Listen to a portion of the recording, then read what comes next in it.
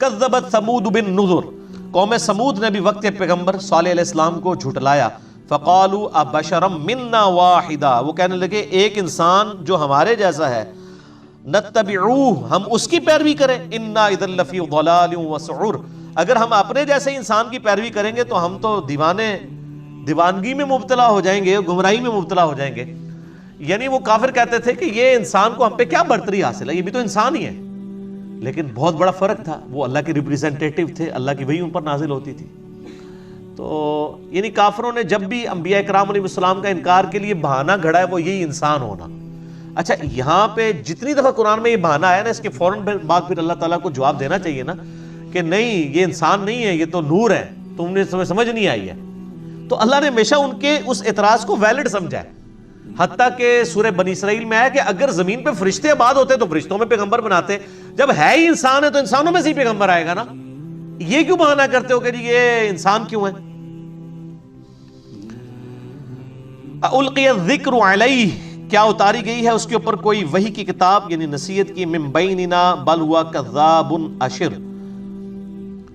ہم سب میں سے یعنی یہی رہ گیا تھا جس کے اوپر وحی نازل ہوتی، بلکہ وہ تو بڑا جھوٹا نعوذ باللہ اور شیخی باز ہے. سیعلمون غدم من الکذاب الاشر، اللہ تعالیٰ فرماتا ہے کہ کل تمہیں معلوم ہو جائے گا کہ کون کذاب ہے اور کون شیخی باز ہے. یعنی وہ دھمکی لگا دی گئی قوم سمود کو کہ اب تم پر عذاب آ جائے گا. اس کے لیے پھر اللہ تعالیٰ نے ان کو ایک منہ مانگا معجزہ دیا اونٹنی کا. انہوں نے یہ معجزہ ڈیمانڈ کیا کہ یہ جو سامنے پہاڑ ہے یہ اونٹنی جنے، اس میں سے اونٹنی نکلے. تو اللہ تعالیٰ نے معجزہ دکھایا، اور منہ مانگا معجزہ دکھانے کے بعد کوئی انکار کرے تو اللہ کا عذاب آ جاتا ہے. یہ تو قرآن پاک میں کئی جگہ یہ ٹاپک ڈسکس ہوا ہے. انا مرسل الناقۃ فتنۃ لہم فارتقبہم واصطبر، بے شک ہم بھیج رہے ہیں ایک اونٹنی ان کے لیے آزمائش کے طور پر، پس اے صالح علیہ السلام ان کے انجام کا انتظار کرو اور صبر کرنا. یعنی یہ اونٹنی ہم ان کا منہ مانگا معجزہ ان کو دکھا رہے ہیں، آپ تو ایمان لے آئیں گے، لیکن ایسا نہیں ہوا.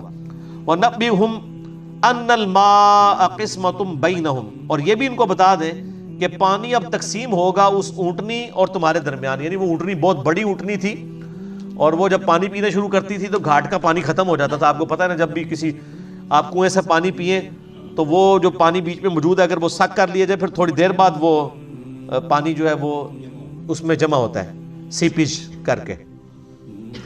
تو پھر یہ طے پایا کہ دو الگ الگ دن رکھ، ایک دن یعنی اونٹنی صرف پانی پیے گی اور دوسرے دن یہ لوگ. ان کو پھر فکر لگی کہ یہ تو پانی نہ کم پڑ جائے. تو اللہ فرماتا ہے ان کو فرما دو کہ بھی دن مخصوص ہوگا. کل شرب محتضر، سب اپنی اپنی باری پر حاضر ہوں گے. فنادوا صاحبهم فتعاطى فعقر، تو ایک ساتھی نے یعنی آواز دی دوسرے اپنے ایک جالے کو اور کہا کہ یعنی کون ہے جو اس پر یعنی اس اونٹنی سے جان چھڑائے. تو اس نے اس پہ وار کیا اور اس کو اس کی کونچیں کاٹ دی، یعنی اس کی رگیں کاٹ دی اور اس اونٹنی کو انہوں نے قتل کر دیا. فَكَيْفَ كَانَ عَذَابِي وَنُذُرْ، پس کیسا ہوا میرا عذاب اور میرا ڈر سنانا. یعنی اللہ کی اونٹنی کو جب انہوں نے ذبح کر دیا، قتل کر دیا، تو پھر اللہ تعالیٰ کی طرف سے ان پر عذاب آ گیا. اس حوالے سے ایک حدیث ہے، مسند احمد میں بھی موجود ہے، سنن نسائی الکبریٰ کے اندر بھی موجود ہے، اور کئی کتابوں میں نے کربلا والے ریسرچ پیپر میں بھی ڈالی ہے کہ نبی صلی اللہ علیہ وآلہ وسلم نے فرمایا سیدنا علی سے کہ اے علی، تیری مثال میری امت میں ویسی ہی ہے جیسے کہ قوم صالح کی اونٹنی تھی.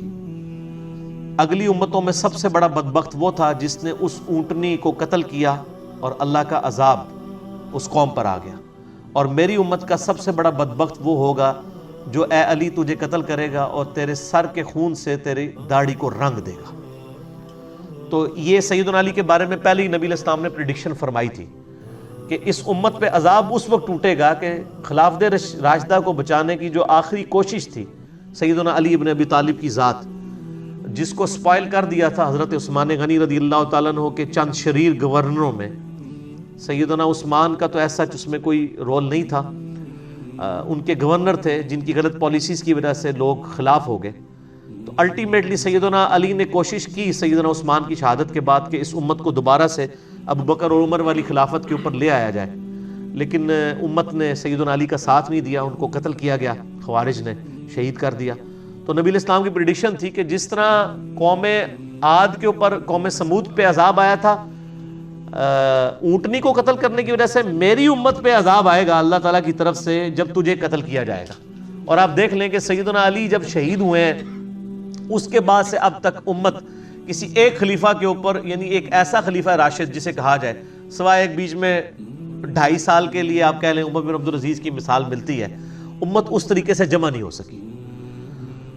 تو اللہ تعالیٰ فرماتا ہے کہ میرا عذاب کیسا ہوا اور میرا ڈراوا کیسے. انا ارسلنا علیہم صیحۃ واحدہ، ہم نے بھیجی ان پر ایک چنگھاڑ، زوردار آواز. فکانوا کحشیم المحتضر، تو وہ ایسے ہو گئے جیسے روندی ہوئی خاردار باڑ ہوتی ہے. یعنی یہ خاردار، وہ آپ کو پتہ نا یہ جھاڑیاں لگائی جاتی ہیں کسی زمین کی حفاظت کے لیے، اس کے اوپر سے ایک بہت بڑا ریوڑ ہو، ریوڑ جو ہے وہ بکریوں کا گزر جائے یا جانوروں کا اور اس کو رونتا ہوا چلا جائے نا، یہ حالت ہو گئی اس قوم کی کہ اللہ تعالیٰ نے تباہ و برباد کر کے رکھ دیا اس قوم کو.